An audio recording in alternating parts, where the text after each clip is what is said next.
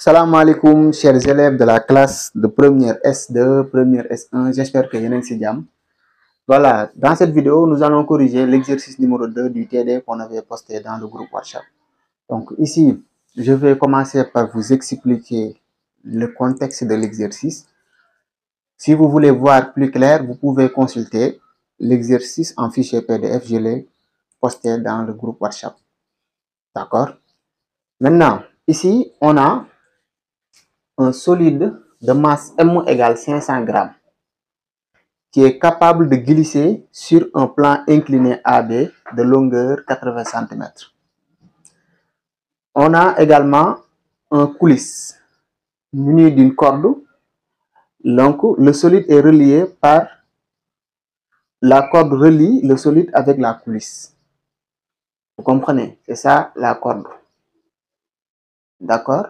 La coulisse est capable de glisser, de se déplacer sur ce support-là. Maintenant, l'angle formé par la corde et le plan AB est égal à alpha, égal à 30 degrés. C'est alpha.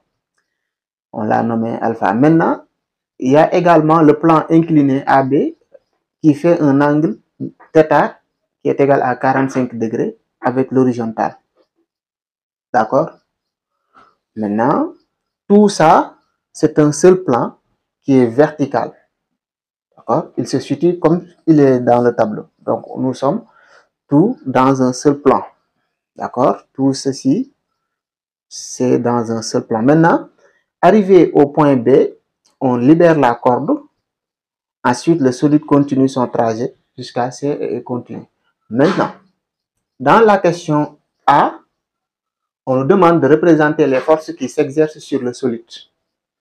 Chers élèves, je vous conseille de faire l'exercice avant de regarder la correction de l'exercice intégralement. Donc, on demande de représenter les forces. Pour représenter les forces, il faut d'abord les connaître. Pour connaître les forces, il faut se poser deux questions. La première, c'est quoi une force?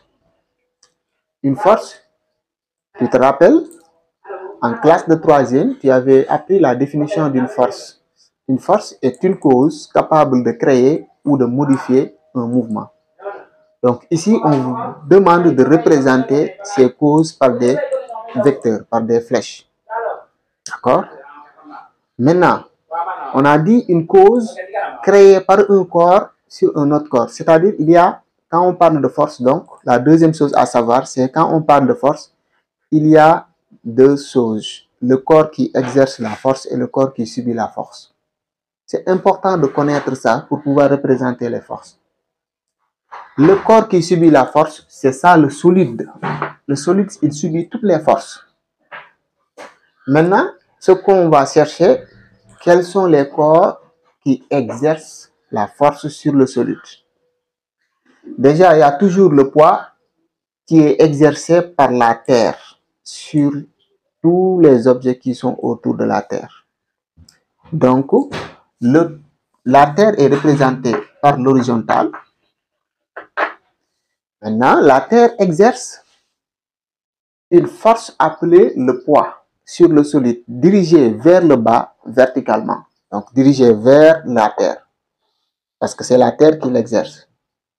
Donc, toutes les forces sont dirigées vers les corps qui les exercent. Donc, le poids sera représenté par une flèche qui quitte le centre de gravité vers le bas.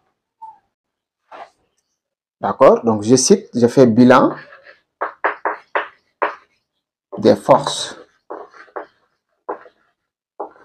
Il y a le poids P du solide. Premièrement. Deuxièmement, il y a la force exercée par le plan incliné sur le solide. C'est ça qu'on appelle la réaction normale. Donc, c'est le plan qui l'exerce. Oui, tiens, non. Ça va bien. Donc, le plan l'exerce vers le haut. Donc, c'est une force qui est dirigée vers le haut et perpendiculaire au plan d'inclinaison.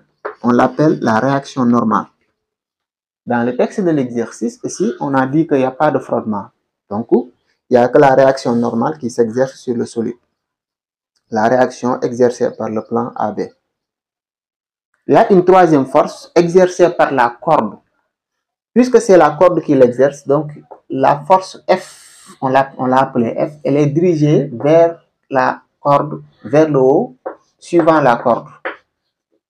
Donc, il y a la réaction normale Rm, il y a la force F, force de traction. C'est une force de traction parce qu'elle est exercée par une corde.